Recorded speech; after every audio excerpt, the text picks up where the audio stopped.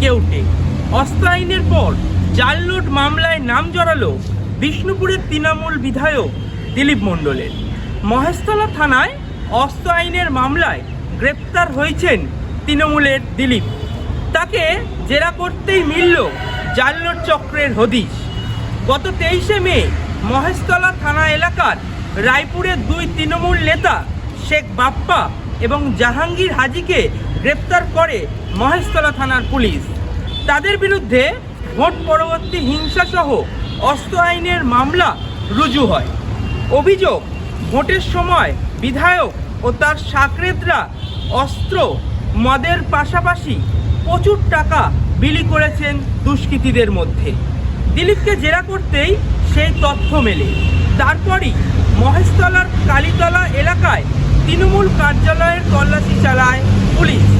উদ্ধার হয় বিপুল টাকা। খতিয়ে দেখতেই জানা যায় সেই 1,22,000 টাকা সবটাই জাল নোট। মহেশতলা থানার পুলিশ সেই নোটগুলি বাজেয়াপ্ত করেছে। হেফাজতেই রয়েছেন দিলীপ। অস্ত্র আইনের পাশাপাশি জাল নোট ধারায়ও যুক্ত করা হয়েছে তার বিরুদ্ধে। শনিবার তৃণমূল বিধায়ককে পেশ করা হয় আদালতে। আর এই মুহূর্তে আমি দাঁড়িয়ে রয়েছি মহেশতলা থানা। আমি থানার ছবিটা দেখাতে বলবো। দেখতেই পাচ্ছ ইতিমধ্যেই কিন্তু দিলীপ মণ্ডলকে নিয়ে যাওয়ার জন্য আলিপুর আদালতে নিয়ে যাওয়ার জন্য প্রস্তুতি চলছে। ইতিমধ্যে যে ছবি দেখাচ্ছি,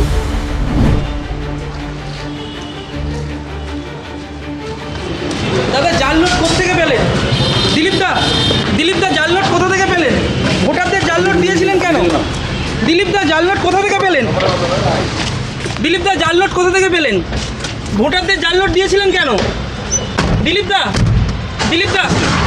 পেলেন? দিলীপদা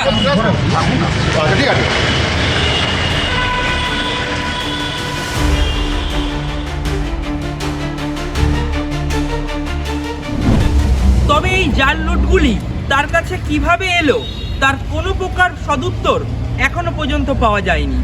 শনিবার 8 দিনের পুলিশি হেফাজতের মেয়াদ শেষে দিলীপ মণ্ডলকে আবারও আলিপুর কোর্টে পাঠানো হয়।